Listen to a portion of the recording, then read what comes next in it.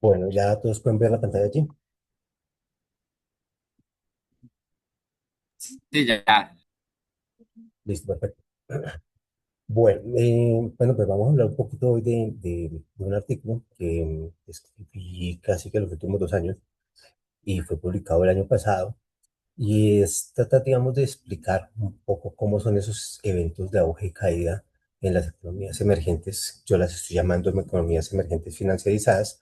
Vamos un poco a conceptualizar un poco hacia dónde va el tema. ¿M? Y un poco lo que queremos hablar un poco es, digamos, cuál es el problema del artículo, cuál es su marco teórico, cuál es, cómo se conceptualizan la inestabilidad financiera sistémica y cuáles son los canales de transmisión. Realmente, digamos que allí es donde nos queremos concentrar. Y luego miramos algunos estudios de caso de países que sufrieron, digamos, los mismos mecanismos de auge caída. Entonces, este es un ejercicio que hace mm, más o menos 2 años vengo tratando de analizar desde las economías monetarias de producción keynesianas y cómo a partir, digamos, de algunos elementos, como por ejemplo los movimientos caleídicos de Shockley, por ejemplo, un poco los sistemas distributivos calequiados y claramente los regímenes de endeudamiento de Minsky, cómo se combinan a través de esa degeneración de las economías eh, emergentes financiarizadas, digamos, de esas economías monetarias de producción, que es lo que vamos a llamar nosotros economías emergentes financiarizadas. Digamos que hacia allá es donde vamos a ir un poco. Mira un poco, digamos, de y qué es lo que motiva un poco la investigación. Este artículo es el segundo de un compilado de 3 artículos que hacen parte de mi tesis de doctorado. Y una de las cosas que me ha causado particular curiosidad es que las economías emergentes empezaron a tener desde los años 90 episodios de auge y caída mucho más seguidos, es decir, como si el ciclo se hubiera vuelto más intenso, ¿sí? Y más seguido, es decir, cada vez tenemos caídas más profundas y cada vez son más seguidas. Podríamos hablar que antes se veía un ciclo cerca de 10 años y ahorita se está viendo de 5 de 7 años y son cada vez más intensas las caídas. Y entonces, digamos que lo que podemos encontrar es que estas 2 últimas, casi 3 últimas décadas, las economías emergentes han venido teniendo episodios importantes de crisis financieras. Por ejemplo, destacamos esa crisis del tequila mexicana en el 94, la crisis asiática en el 97, la crisis de Brasil en el 99, el corralito de Argentina. Y incorporo COVID porque también estudiamos algo de cómo se dan los casos en COVID. Y, y podemos ver varios casos en esas economías emergentes que se han venido dando. No son solamente estos países. En el sudeste asiático en general se dio en todos los países. Podemos encontrar algunos de estos eventos en Europa del Este también. Es decir, que son varias economías que empiezan a tener los mismos mecanismos de transmisión de esa inestabilidad financiera. Encontramos que finalmente, a partir de los programas de ajuste estructural que se estaban dando en estos países entre el 85 y el 90, empezamos a ver que estas economías se iban volviendo más vulnerables. Es decir, que esa vulnerabilidad es institucional, viene a través de cambios institucionales. ¿Sí? Digamos que un contexto que no sé si ustedes lo recuerden, o les han hablado o lo han estudiado un poco es la crisis en Colombia del sistema del OPAC en el año 99. ¿M? Y el OPAC pues, fue un sistema paralelo dentro del sistema de crédito hipotecario donde trataba de mantener ese valor de dinero en el tiempo. Y lo que hacía era indexar cuotas hipotecarias a la tasa de interés de corto plazo y de largo plazo de los mercados, de los créditos hipotecarios. Finalmente, esto terminó siendo víctima de esa liberalización financiera que se empieza a dar en la década de los 90, ¿sí? Y empieza a darse un fuerte incremento de la cesación de pagos de todos estos hipotecas en su momento. Claro, las deudas empezaron a ser impagables, las tasas de interés eran muy altas y el UPAC pues estaba atándole la inflación a, a las cuotas de los créditos. Es decir, que tenía una tasa de crecimiento muy alta era casi que exponencial en esos créditos. En el año 99, pues muchos hogares perdieron, muchas familias perdieron sus viviendas, ¿sí? Y se dio de inmediato casi que la concentración del sistema financiero colombiano. Pasamos de tener un conjunto de corporaciones de ahorro y vivienda a tener básicamente todo el mercado concentrado en cuatro, cinco grandes bancos. ¿Sí? Entonces, aquí lo que empezamos a encontrar es que em, ese efecto Minsky no se da directamente como lo planteaba Minsky a nivel de firma, sino que se da a nivel de hogares. Entonces, ese endeudamiento creciente se ve. Estos mecanismos vemos que el crédito hipotecario se vuelve excesivo, o sea, hay una frase especulativa, entonces en algún momento todo el mundo tenía acceso al crédito hipotecario, parecía barato, pero cuando empezamos a ver que el sistema PAC empezó a crecer, empezaron a tener altas tasas para defender la moneda, pues las cuotas básicamente se volvieron impagables y muchos de esos hogares entraron en en la fase pobre, ¿sí? Y ese fue un gran colapso del sector de vivienda en Colombia. Nosotros podemos pensar que esa es una de las crisis más grandes que hemos tenido. Digamos que antes de COVID no habíamos tenido una crisis grande, salvo la del 99, ¿sí? Pero fue concentrada en el sector de hogares, ¿sí? ¿Cuál es el problema que quiero empezar a identificar allí? Entonces, nosotros lo que queremos es poder ampliar un poco el análisis de Minsky. Eh, Minsky explica pues, un poco desde esos regímenes de endeudamiento, de cobertura, especulativo y Ponzi, ¿sí? Cómo se empieza a generar la inestabilidad del sistema financiero, cómo se empieza a generar a partir de esa estabilidad. Entonces empieza a plantear la idea de que en algún momento estamos en un estado de euforia, entonces cuando estamos en ese estado de cobertura, vamos a tener un estado de euforia, asumimos más riesgos y entramos fácilmente en un estado especulativo, pero en la medida en que podemos seguir aumentando el endeudamiento, pues podemos llegar a movernos hacia un estado opuesto. Entonces, dentro de la idea de Minsky se genera la idea de que la estabilidad genera inestabilidad. Es que yo creo que ustedes ya han estudiado Minsky en algún momento. Eh, pero básicamente este diseño de Minsky tenía unos supuestos grandes, y es que estamos hablando de una economía cerrada, con un sistema financiero complejo, con plena soberanía monetaria, ¿sí? Eh, ¿Qué es lo que empiezo a identificar? Entonces, si ustedes miran, Pregel ha tratado de llevar esto a economía abierta, hay Barber y Pivetti también ha intentado llevar esta hipótesis a economía abierta. Sin embargo, también se lleva a economías avanzadas. Entonces, lo que yo empiezo a identificar ya, y lo que quiero empezar a ver es que las economías emergentes pues operan de otra forma. Entonces ya manejan deuda en moneda extranjera, son completamente dependientes a los flujos de capital y estos flujos de capitales además son volátiles. Nosotros no tenemos una plena soberanía monetaria, dependemos mucho de la tasa de la tasa de interés externa, sobre todo con la tasa de interés de los Estados Unidos. ¿Mm? Y nuestra autonomía de política es restringida y cada vez es más restringida desde los programas de ajuste estructural. Un ejemplo grande es la famosa regla fiscal, ¿sí? Que es como una autocoerción que nos hacemos, ¿sí? Y limitamos pues la posibilidad de actuar con la política fiscal. Eso quiere decir pues que finalmente para poder explicar lo que pasa en las economías emergentes, pues la hipótesis de inestabilidad financiera es necesaria, es importante, pero no es suficiente para plantearla.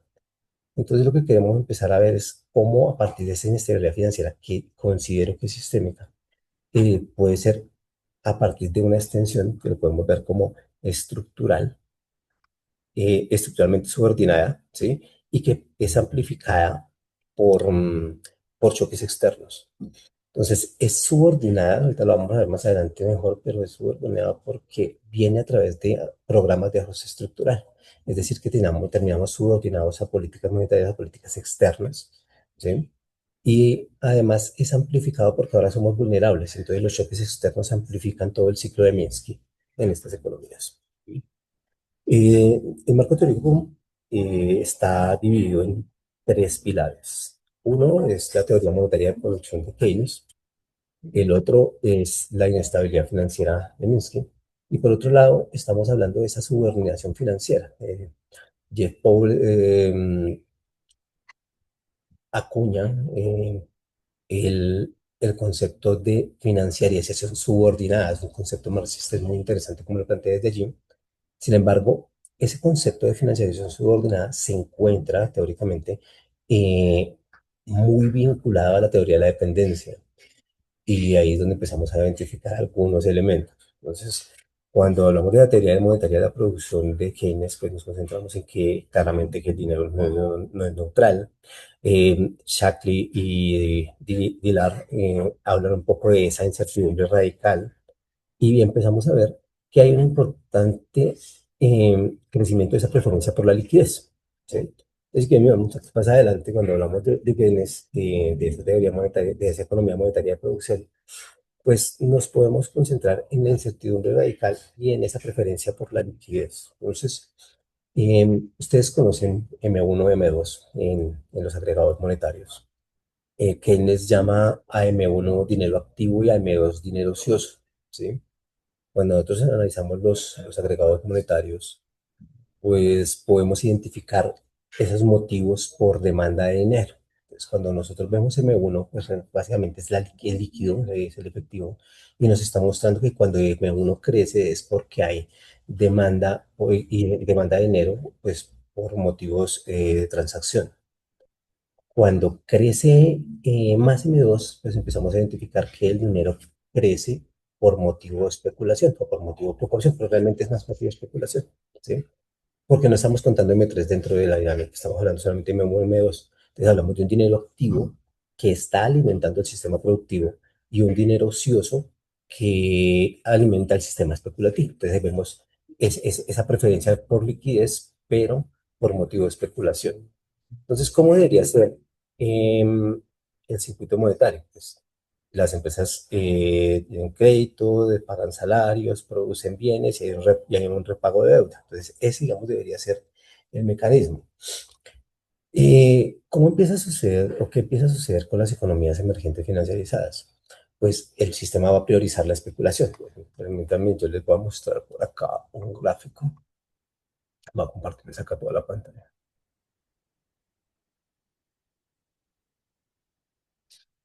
Mm, Hay un gráfico que utilizo mucho en clases cuando hablamos de agregados monetarios, que me gusta mucho. Aquí voy a ponerle CV1.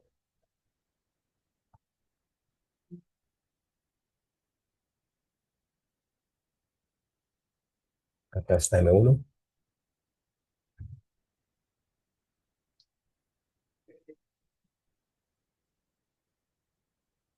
Tenemos que cerrar el gráfico acá. Ya, acá está. Y vamos a editarlo. Vámonos por aquí a M2.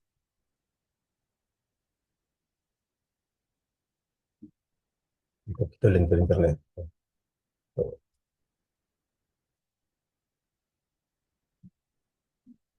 Pues digamos que, si ustedes se fijan aquí en el gráfico, voy a ponerlo acá, eh, pues la especulación financiera viene creciendo más o menos desde los años 70, donde se rompe el patrón oro, ¿sí? Y crece digamos, de forma creciente, de forma exponencial. M2, ese es el dinero ocioso. Pero fíjense que en el momento en que llega la pandemia, pues hay una demanda por motivos transacción. Entonces, todo este dinero llega nuevamente al sistema productivo. O sea, hay una emisión muy grande de dinero donde ya el dinero no puede ser ocioso, sino que lo necesitamos en el sistema productivo. Así es como debería operar, según Keynes, las economías monetarias de producción. Entonces empieza a suceder después, pues después vuelven a separarse, vuelve a crecer M2, y vuelve a separarse de M1. Entonces empezamos a tener esas diferencias en ese sentido. Vemos que ahí es donde empezamos a identificar un poco eh, las dinámicas de lo que podría ser una economía monetaria de producción y la degeneración de esa economía monetaria de producción a lo que vamos a llamar economías emergentes financiarizadas. Es decir, que todas esas preferencias por liquidez de inversiones globales va a generar flujos de capital volátiles. Y básicamente lo que me muestra es que la incertidumbre radical de Shackling implica que la confianza colapsa sin señales previas, es decir, que tenemos eventos imprevistos. ¿Sí?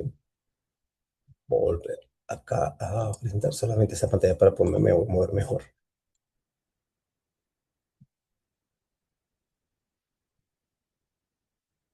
Listo. Entonces, digamos que este es inicialmente cómo digamos, se teoriza o se propone teóricamente el paso a las economías emergentes financiarizadas. Esto digamos que lo hemos hablado hace un rato, digamos, cómo funciona un poco el ciclo de endógeno de fragilidad financiera o de inestabilidad financiera. Entonces, donde nos muestra finalmente que cuando tenemos esa estabilidad, somos capaces de asumir riesgo, el sistema financiero asume más riesgo, las firmas asumen más riesgos y asumen mayores endeudamientos. Eso quiere decir que cuando estamos en un sistema robusto, nos sentimos en el momento de euforia y somos capaces de especular un poco más. Entonces asumimos un poco más de riesgo, tomamos un poco más de riesgo y empezamos a tener una dependencia al crédito y ese es el inicio de la fragilidad financiera. Si esta etapa crece, entonces empezamos a llegar a los momentos de excesos, donde finalmente mis ingresos futuros no son capaces de pagar ni el monto de la deuda ni el servicio de deuda. Eso puede generarnos finalmente pues, un endeudamiento en una fase posible, en un escenario Ponzi. ¿Sí?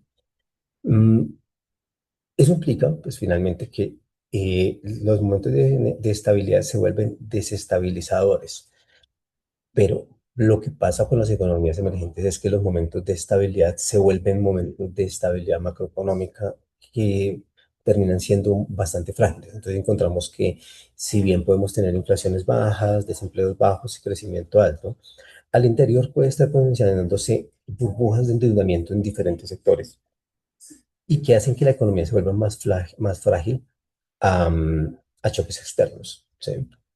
Y pues digamos que esos programas de ajuste estructural lo que hicieron fue que las opciones de política de estabilización se vuelven restringidas. Ya no puedo hacer una política contracíclica, ¿sí?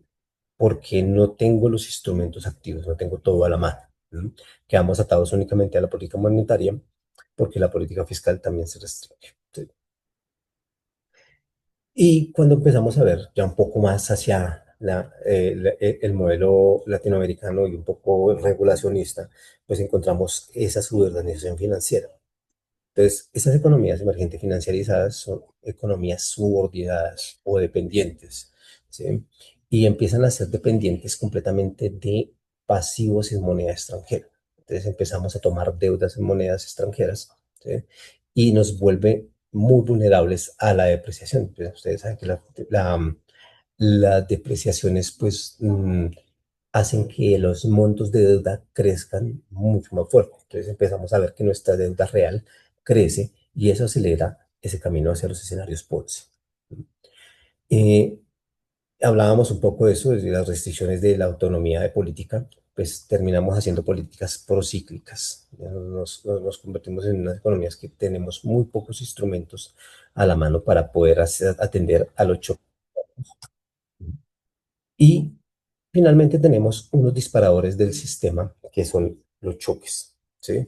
Eso implica, por ejemplo, las tasas o un movimiento de tasas de la Reserva Federal o las caídas en los precios de los commodities, pues exponen.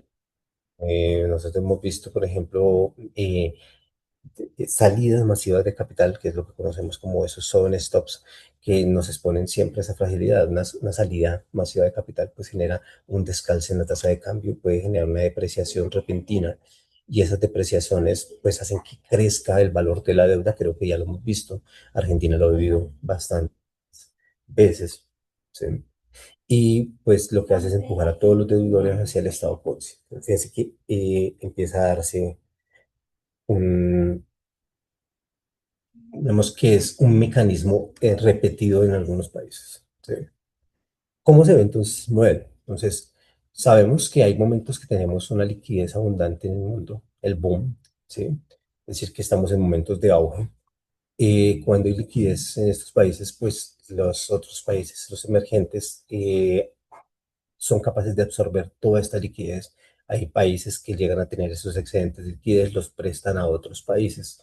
Esos países empiezan a tener pues un superávit en la cuenta de capital, pero eso también implica que hay un déficit en la cuenta corriente. ¿Sí? Y eso nos muestra que o lo podemos evidenciar más que todo, es en la transición que han tenido las economías emergentes. Pasaron de tener unas balanzas comerciales mixtas o positivas en su mayoría a tener balanzas comerciales negativas. Entonces nuestras exportaciones netas, por ejemplo, son negativas hace ya más o menos unos 20 años. ¿Sí? Y pues esa incapacidad de generar esa liquidez esa liquidez en divisas, pues nos genera una fragilidad. Y nuestra fragilidad, pues sabemos que es regulatoria y es institucional porque viene a través de esos programas de ajuste estructural. A eso es lo que estamos llamando inestabilidad financiera y tenemos pues consecuencias importantes como lo hemos visto hace un rato, que tenemos crisis cambiarias, default soberano, recesiones profundas y pues digamos que finalmente terminamos con ajustes de Fondo Monetario Internacional para poder responder a muchos de estos eventos que tenemos. Y claramente todo tiene un costo social. Vamos a mirar un poco esos, digamos, como estas tres etapas en diferentes países. Entonces, dentro del artículo se pueden encontrar que están comparados, digamos, México, Brasil, está Rusia, van a encontrar Argentina, ¿sí? Entonces, todos pasan por estas mismas etapas. Entonces, lo que queremos mirar es cuál es el disparador exógeno en cada una de estas economías. ¿Qué quiere decir eso? ¿Cuál es el choque externo que lleva a la crisis? ¿Cuál es la fragilidad acumulada que se viene dando? ¿Sí? Em, ¿Y cuál es el mecanismo de amplificación? Porque es, digamos que ahí es donde nos importa a nosotros. Sabemos que hay un boom, ¿sí? Sabemos que hay un disparador exógeno, pero también queremos saber es cómo es que está amplificándose en las economías emergentes. Entonces, normalmente vamos a encontrar que todos se acercan a esos descansos cambiarios, ¿sí? A esas altas depreciaciones repentinas, pero además la política monetaria o la política fiscal que se implementa lo que hace es amplificar las consecuencias de los fenómenos. Muy por la línea donde planteaba Minsky, que él decía que la política normalmente, las intervenciones de política, lo que hacen es amplificar los, mm, los eventos. ¿Sí? Entonces, miremos un poco cómo se da. Entonces, la crisis del peso mexicano. Entonces, tenemos una fragilidad acumulada, pues viene desde la liberalización de los mercados, entra el acuerdo del NAFTA y eso genera euforia. Entonces sienten que tienen capacidad de compra, capacidad de endeudamiento. El gobierno entonces en ese momento pues emitió bonos en dólares y la economía pues entra en fase Ponzi para 1994, que es la crisis de tequila. ¿Cómo se dispara entonces? Pues la Reserva Federal elevó las tasas en el 94. Eso quiere eso decir que los activos de Estados Unidos eran más atractivos. Eso implica que hay una salida masiva de capital desde México a Estados Unidos. Eso nos muestra, digamos, una parada repentina en la entrada de capital y una salida masiva de capital. Y finalmente México queda completamente expuesta en- a través de esa subordinación de esas jerarquías monetarias internacionales. ¿Sí? ¿Y cuál fue el mecanismo de amplificación? Pues básicamente cuando se da esa depreciación del peso, pues se infla el costo real de las deudas en dólares y esto lleva a todos para un crecimiento del endeudamiento. ¿Sí? Es que hace mucho más evidente esa fase Ponce. ¿Sí? Finalmente, pues cómo se resuelve. Pues viene un rescate del Fondo Monetario Internacional donde muestra finalmente que hay límites sobre la soberanía monetaria. Realmente no hay una independencia monetaria, finalmente. Y miremos ahora el siguiente caso, en la crisis asiática del 97-98. Y vemos lo mismo, vemos una fase de fragilidad acumulada. Entonces encontramos una década de alto, rápido crecimiento. También después de esos programas de ajuste estructural, hay bastante confianza en estos países. Todos los agentes empiezan a tomar deudas externas de corto plazo en dólares y el financiamiento de esas inversiones de largo plazo, pues, de largo plazo con pasivos de corto plazo, pues los lleva a una fase Ponzi. Nuevamente, ¿cuál es el disparador exógeno dentro de en esta región? Pues el disparador es la pérdida de confianza en la moneda. Realmente hay unos ataques especulativos que generan una depreciación en el BAT tailandés y eso hicieron insostenible la paridad y enseguida se generó un pánico contagioso a los otros países que no solamente se quedó en el sudeste asiático, sino que pasa a Rusia y se contagia, incluso Brasil alcanza a sufrir contagio desde esta crisis. A este mecanismo de amplificación se llama depreciación explosiva. ¿Sí? Lo que muestra esto es, finalmente, pues hay una carga de deuda en dólares. ¿Sí? Eh, el Fondo Monetario Internacional pues impone una austeridad muy similar a lo que pasó con Grecia después del 2008. ¿Sí? Eso pues claramente es una política procíclica que lo que hace es profundizar toda la contracción. Eh, y pues el famoso capitalismo de cuates o de colegas, pues, y más una supervisión débil, pues, y, agravaron todo el proceso de acumulación previo. ¿Sí? ¿Qué podemos encontrar desde allí? Pues que el modelo asiático, que era un modelo de alto crecimiento, de rápido crecimiento, pues también es vulnerable. O sea, no es solamente crecer, sino que también demostraron que tenían un marco institucional débil para responder a los choques externos. ¿Sí? Hoy en día, digamos, si uno quisiera mirar qué aprendizajes tuvo el sudeste asiático, uno puede ver, por ejemplo, Singapur o Malasia, que tienen controles de capital progresivos, ¿sí? Y frenan un poco esa vulnerabilidad. Ahorita más tarde hablamos de esos controles de capital. Eh, en Rusia fue bastante similar a lo que sucedió en México. Entonces, allí lo que empezó a suceder es que el gobierno estaba financiando todos sus déficits con bonos de alto rendimiento de corto plazo, que fíjense que es algo similar a lo que se está haciendo en Colombia hoy en día. Lo que pasa es que en este momento no se había diversificado como está haciendo la deuda colombiana, que está siendo diversificada. Hay muchos riesgos en ese sentido. ¿Por qué? Porque es una forma de financiamiento Ponzi, ¿sí? Y eso hace que nos volvamos vulnerables a dos choques. Uno, que podemos tener, somos vulnerables a contagios de otros tipos de crisis. Y dos, eh, somos vulnerables a choques de tasa de cambio.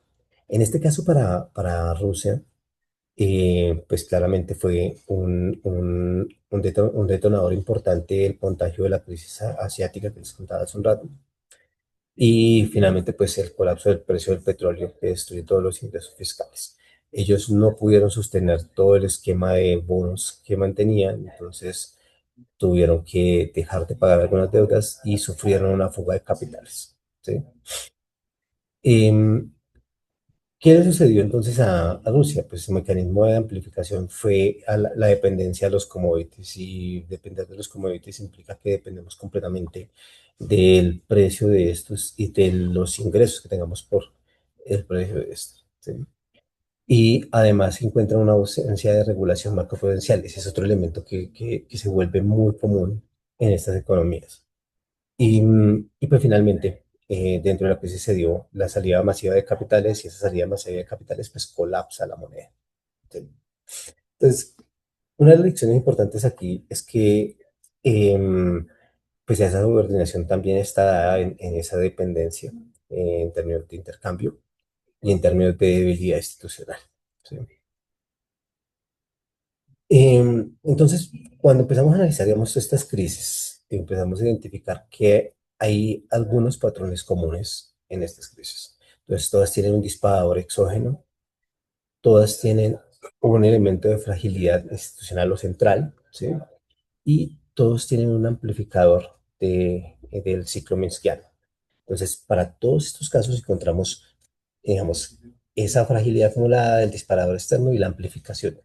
Y allí es donde se planteaba la idea un poco de, claro, cuando yo genero esa liberalización financiera de choque, o sea, de manera institucional en estas economías, pues lo que estoy haciendo es volverlas mucho más vulnerables al ciclo externo o a los choques externos. ¿Sí? Bueno, digamos que voy a parar acá un poco la idea y quiero pues que ustedes me cuenten si, si se puede explicar, o si que este modelo, si esa estructura puede explicar lo que pasa hoy, como para que ustedes también me cuenten un poco para que no sea tanto una clase, sino más una charla.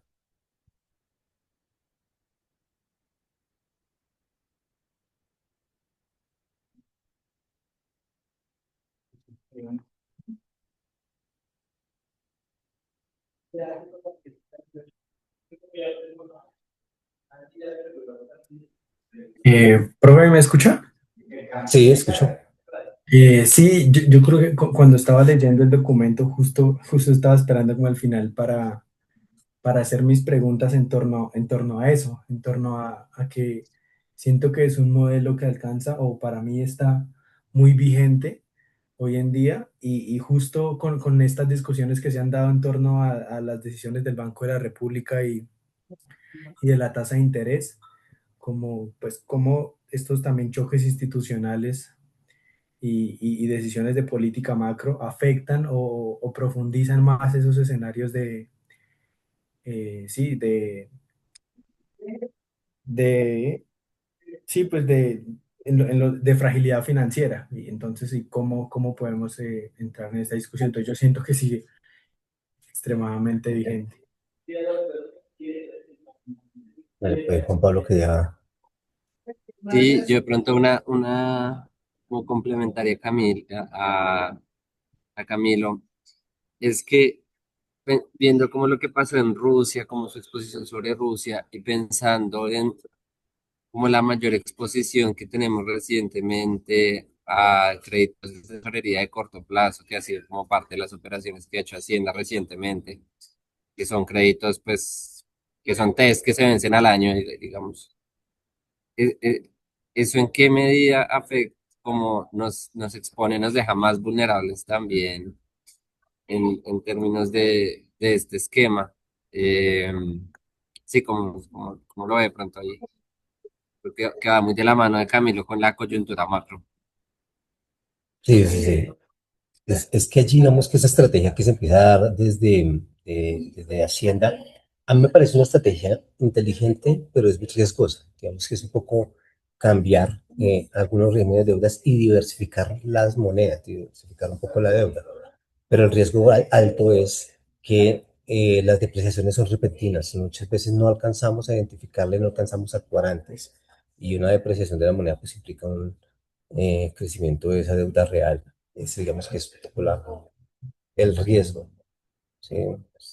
Implica que tienen que estar muy pendientes para poder identificar en qué momento se pueden dar todos esos riesgos. ¿Sí? Y un poco, en Colombia, ¿ustedes ven alguna de estas vulnerabilidades?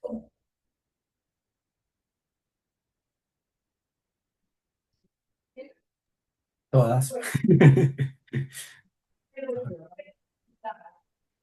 Muchas, ¿cierto? Sí, claro. Felipe. Sí, claro, y pensando, por ejemplo, también no solo la deuda pública en dólares, sino la deuda pública que está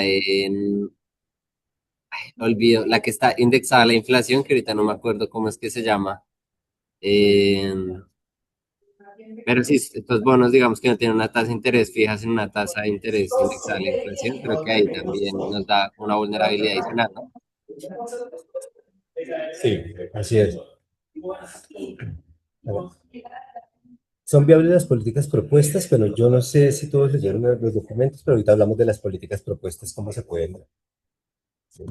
Entonces, digamos que cuando uno habla de políticas propuestas, estamos hablando de control de capitales, los marcos o políticas macroprudenciales, diversificación productiva, ¿sí?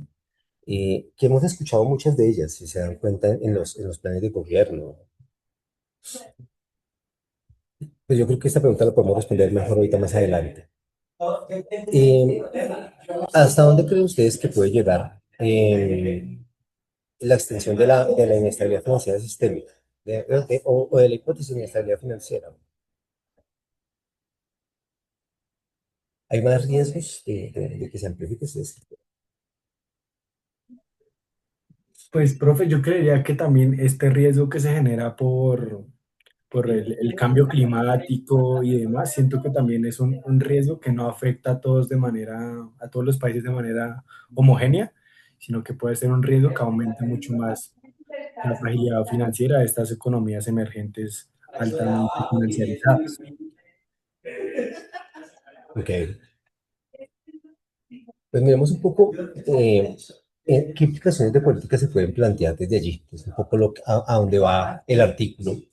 Y es que, digamos que para estas economías que han tenido esos programas de ajuste estructural, podemos hablar más o menos de unos 24 o 25 países que tuvieron claramente este proceso en los años 90, 85 al 90, más o menos en estos cambios, que nosotros lo conocemos como el consenso de Washington, pero en otros países se llama programas de ajuste estructural, realmente así se llaman, y por ejemplo para Europa del Este fue los programas de transformación económica, pero se concentraban casi siempre en los mismos puntos. Era reducción del tamaño del Estado, flexibilización laboral, en algunos, en una gran mayoría, la inflación objetivo, pero en todos, digamos que fundamental, se dio la apertura de la cuenta de capitales, por ejemplo.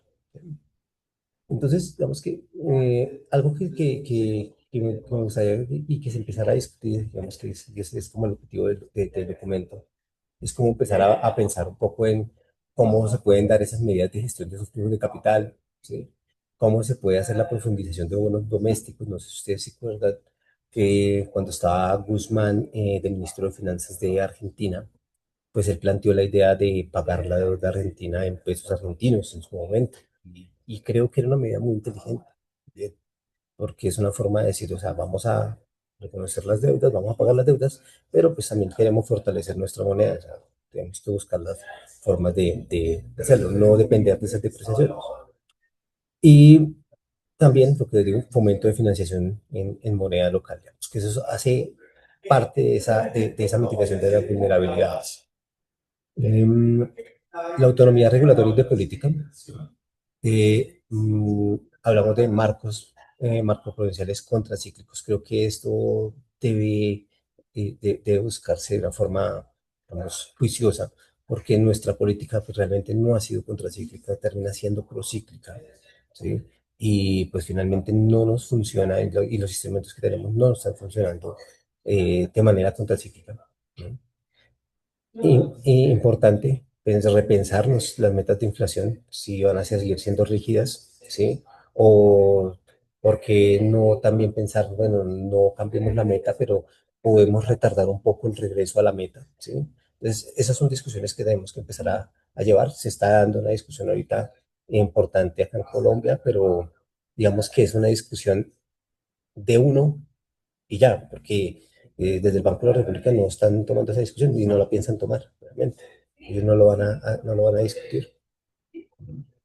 Y eso implica, pues, finalmente, pues, tratar de recuperar esa soberanía monetaria, porque realmente no la tenemos, ¿se dan cuenta? Dependemos completamente de todos los flujos externos y de la volatilidad externa.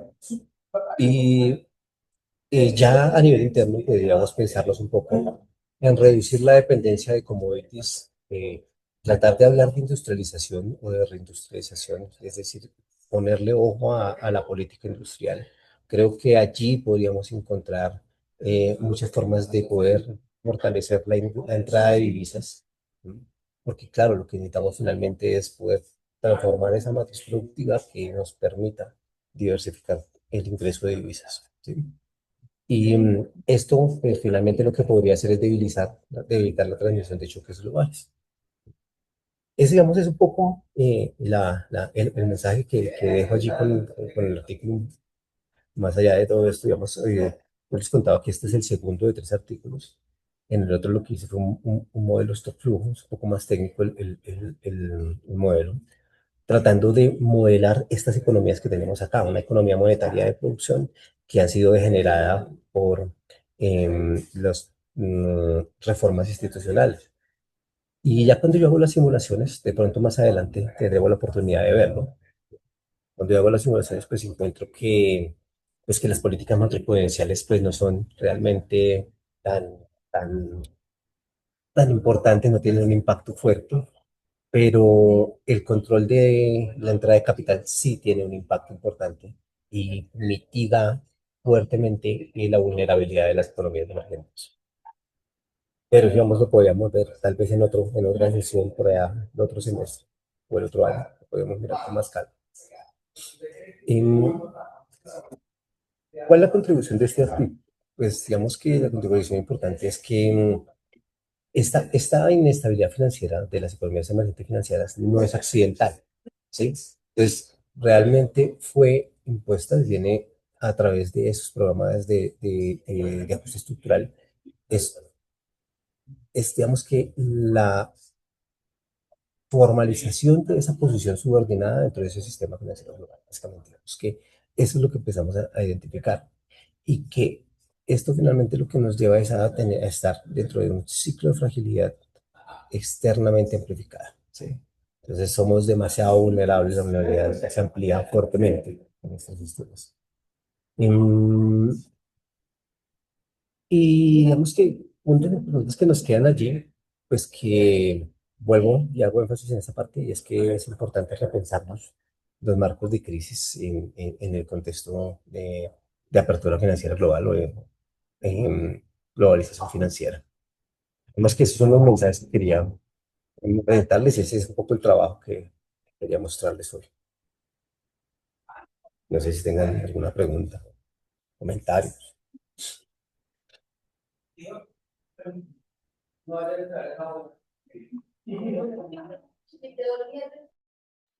Sí, profe, Raúl y luego Iván, no sé si en ese orden. Profe, ¿prefiere que le hagan todas las preguntas seguido o una por una? Eh, pues si quieren, vamos por ahí de... Sí, hagámoslas todas seguidas. Si son muchas, pues paramos un poquito y respondo y luego miramos otras. Ok, De una. Entonces, Raúl e Iván. voy. No, muy buena la conferencia, muy clara, los conceptos expresados, excelente. Y es verdad, el tema de que se está tratando es crucial y clave porque es lo que diferencia a una economía subordinada y a una economía soberana, ¿no? Como vemos, esas crisis se generan desde afuera. Cuando, por ejemplo, en Colombia está pasando que la estructura de la deuda cambia porque comienza a haber mucha más incidencia de los fondos especulativos en, al apropiarse de las deudas que emite la nación, pues esto ya va generando, no en el corto plazo, no se ve en el corto plazo y son cosas que muchos no ven. Una persona como yo, que estoy en la común cotidianidad de cualquier colombiano, pues no está pendiente de ver lo que está pasando con los fondos especulativos y la deuda que emite Colombia, ¿no?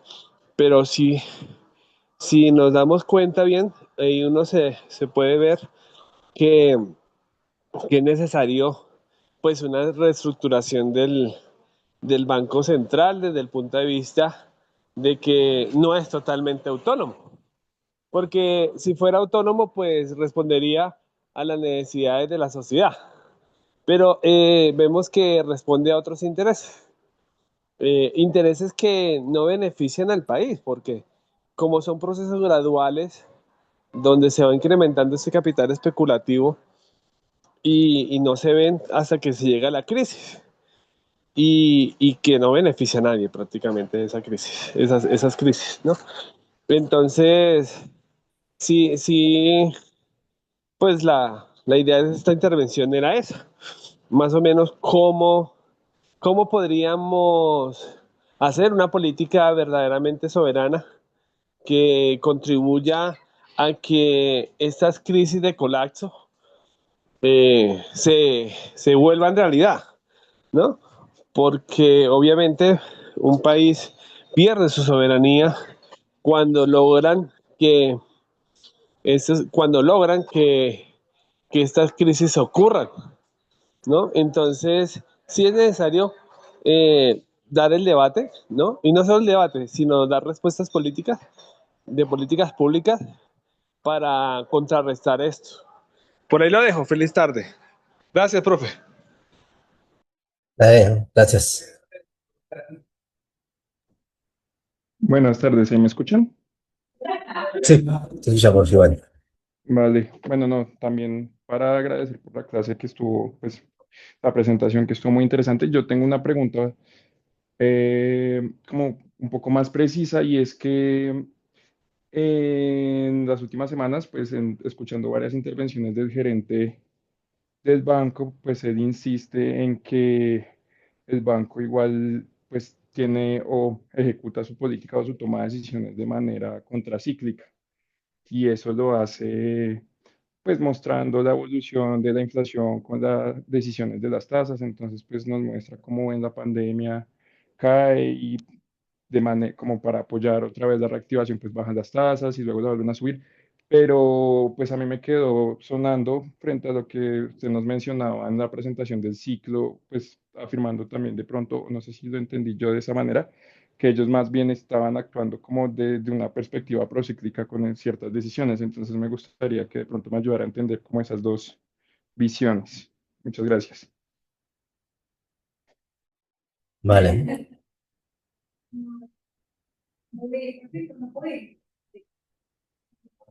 Felipe, Buenas tardes, profesor y del semillero.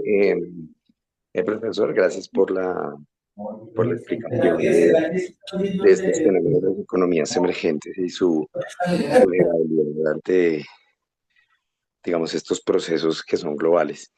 Bueno, yo tengo como dos preguntas, también como en la perspectiva de cómo reducir, entre comillas, la dependencia en dos vías. La primera es, hay sectores productivos y no productivos que son más, eh, están más permeados por los procesos de financiarización.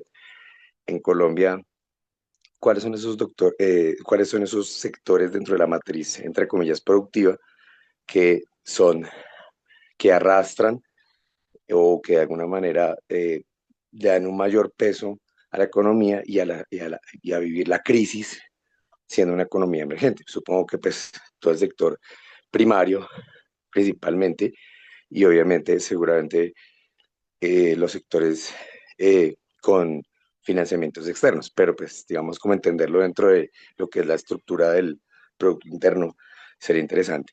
Y en la segunda perspectiva, cuando mencionas sobre, iba a hacer la pregunta, pero pues se respondió un poquito en el camino, y es el tema de una política anticíclica versus una política procíclica. Nosotros siempre estamos en el ciclo económico y pues todos los gurús no solo del banco, sino investigadores, tanto de desarrollo, de diferentes universidades, plantean que sí o sí, entre comillas, nosotros siempre estamos en el ciclo económico, en respuesta al ciclo económico de Estados Unidos, como pegándonos un poquito de manera rezagada al ciclo económico.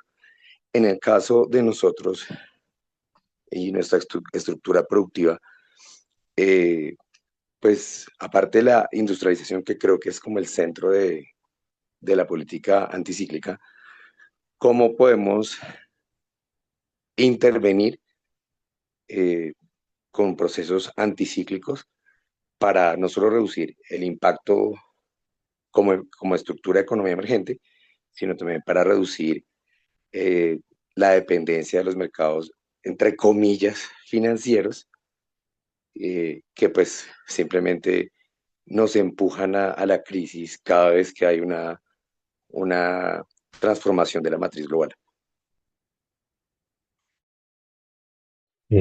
Voy a responderle aquí a Iván y a Felipe, vamos un poco la pregunta. Y primero hablando de las políticas contracíclicas, digamos que em, el Banco Central responde contracíclicamente, digamos que el Banco de la República, pero a la inflación, ¿sí? Entonces, eh, su objetivo básicamente es mantener la inflación baja y llevarla a la meta. El resto de eventos son costos. Entonces, em, dentro de su modelo, dentro de su función, pues ellos no conciben tener una política expansiva si está creciendo la inflación, ¿sí? Entonces, claramente ellos van a tener una política contracíclica en términos del ciclo de precios, pero no del ciclo económico, ¿sí? Ahí es donde está la diferencia. Mm, ¿Dónde nos quedamos nosotros cortos de política contracíclica? Es en la política fiscal. ¿Por qué? Porque pues, los instrumentos que tenemos pues, realmente no son suficientes. Nosotros lo vimos pasar en este gobierno, por ejemplo, que hubo varios intentos de reforma tributaria para poder generar ingresos que no se dio, ¿sí? No se logró, pero tampoco tenemos la capacidad de aumentar el gasto porque también tenemos una regla fiscal o tenemos no solamente la regla fiscal, tenemos muchas restricciones de gasto, restricciones de deuda. ¿Mm? Y esto hace que si queremos combatir el ciclo contractivo, por ejemplo, no tenemos cómo mover esa demanda efectiva. Digamos que ahí es donde tenemos esas grandes dificultades de política contracíclica. Mm, y así como dirían por allí, o sea, no eres tú, es nuestro marco teórico, porque es que el problema es que tenemos dos discusiones diferentes en este punto con el República. Su marco teórico pues es claro, sí, el de nosotros está claro, pero en términos del Banco de la República lo que se está pensando es en defender el nivel de precios, ¿sí? Y, con lo que esto conlleva, ¿sí? Entonces, digamos que ahí es donde tenemos esa discusión y yo creo que, ok, no podemos cambiar directamente el objetivo del Banco Central, pero sí podemos llevar una discusión de decir, retrasemos un poco la llegada al objetivo, digamos que desde allí podríamos empezar a aceptarlo. Mm, Otro punto es que dentro de la idea de mis que uno siempre plantea es que las políticas que se utilizan para menguar las crisis normalmente terminan amplificándolas. Y muchas veces pasa, y es porque los choques normalmente no es un choque puro de demanda o es un choque puro de oferta, sino que nuestros choques son mixtos y las políticas monetarias no actúan de la misma forma sobre un choque de demanda o sobre un choque de oferta. Tenemos diferentes canales, ¿sí? Entonces, cuando nosotros vamos a trabajar, por ejemplo, sobre un choque de demanda, pues claramente un aumento en la tasa de interés pues va a bajar mucho más rápido la inflación porque estoy actuando directamente sobre la demanda.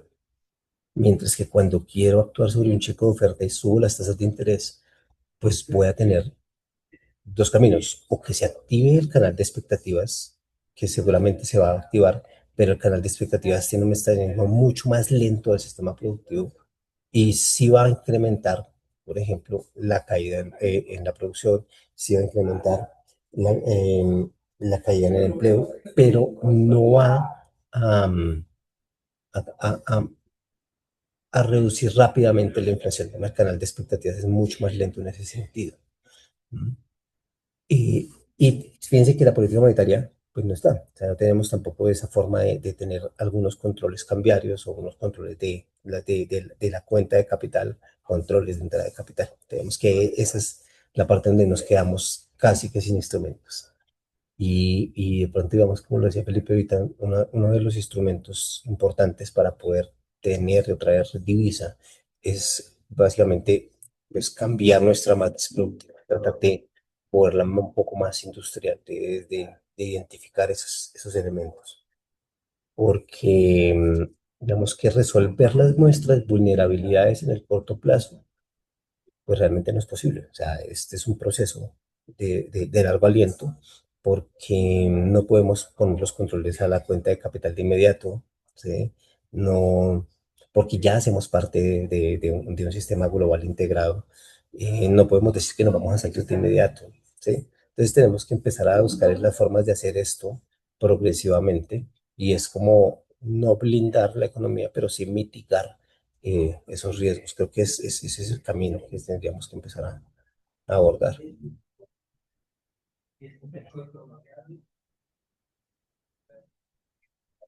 No sé si por ahí le pregunto a Camilo. Ahí, disculpe que quería comentar algo. El tema de cómo se mejoran las decisiones si el Banco Central, el Banco de la República, perdón, toma esas decisiones sin consultar. O sea, en política, ¿cómo se puede resolver eso? O sea, ¿cómo incrementar la obligación de la coordinación? Mm, es que no es fácil, es que es un debate que tiene que empezar a abrirse, pero necesitamos las dos partes, o sea, necesitamos que las dos, que desde la política monetaria también quieran entrar en la discusión. Creo que es donde está el punto, que no hemos logrado, hasta ahora el debate ha sido de una parte, pero la otra parte no ha entrado a la discusión. Creo que ahí es donde se volvería importante. Necesitamos es llamarlos a que vengan a la discusión, invitarlos a que vengan a esa discusión.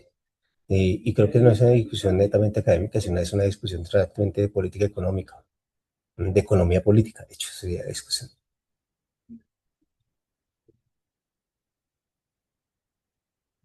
Camilo, ¿tienes la mano levantada? Sí. Sí, profe, yo tenía una duda que me había quedado aquí por hacerle y era, ¿usted en qué fase de este ciclo de inestabilidad cree que nos encontramos? No solo en Colombia, sino en América Latina, considerando que pues como que en varias charlas y paneles justo he escuchado y se ha dado el tema de este crecimiento de la deuda como porcentaje del PIB y crecimiento de la deuda en general en la región y pues que esto igual tiene unos problemas y se está hablando como de esos procesos de renegociación de la deuda y demás a nivel regional. Y es que creo que tenemos ahorita un ciclo diferente. Por ejemplo, yo creo Colombia, creo que todos estamos en una fase especulativa realmente, pero creo que estamos en diferentes etapas de esa fase especulativa. ¿Verdad? Digamos que en Colombia se habla mucho del endeudamiento público, ¿sí? Pero cuando miramos nosotros el endeudamiento privado, el endeudamiento de hogares o de firmas, no es tan grande. O sea, realmente no se ve esa fragilidad financiera en estos momentos a nivel de agentes económicos. Lo que sí se ve, a diferencia de lo que se puede ver en Argentina o en Brasil, ¿sí? Que se ve, digamos, un deterioro más de las deudas. Mm, Siendo Brasil un poco más robusto para responder ante las cosas, digamos que Brasil tiene más formas de, creo que Brasil tiene muchas más formas de responder ante estos choques ahorita. Pero yo diría que es muy heterogénea en este momento la región, ¿no? Digamos que todos vamos en la misma línea. Creo que Estados Unidos ayudó también a eso y es que la depreciación del dólar pues ha ayudado a que estas economías tampoco crezcan tanto en su deuda externa o su deuda en dólares. Creo que eso ha sido importante allí.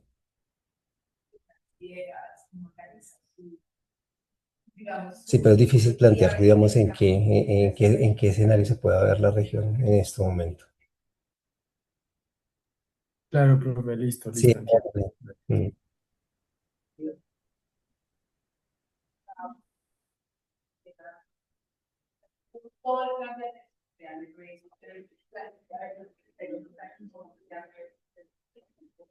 No sé si hayan más dudas, preguntas, intervenciones.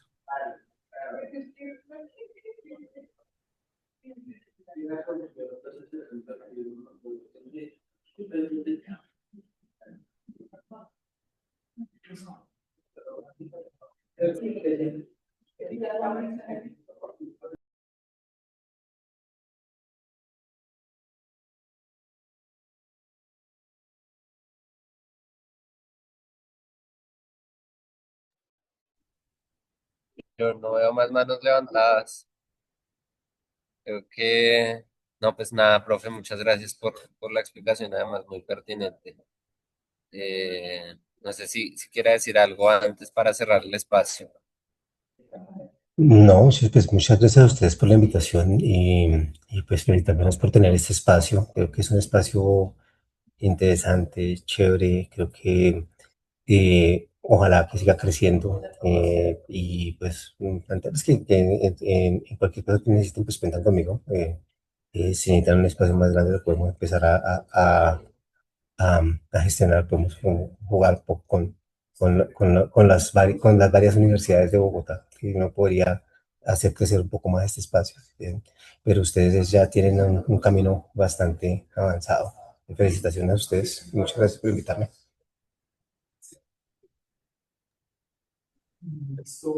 Gracias, profe, gracias a todos por conectarse. Nos vemos.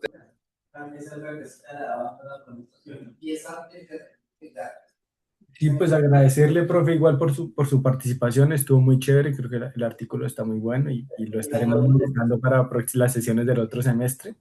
Y Dale, claro, con gusto. igual este es un espacio abierto, si se merece conoce algún estudiante que, pues, que quiera asistir o demás, pues claramente puede asistir. Intentamos hacer una presencial y una virtual, pero pues a veces se nos juntan dos virtuales y dos presenciales, pero es la idea también. Entonces, pues muchísimas gracias y pues ya nos vemos dentro de 8 días. Dale, muchas gracias, muchas. Hasta luego, entonces, que estén bien. Luego, profe, gracias. Hasta luego, compañeros y compañeras. Muy bien.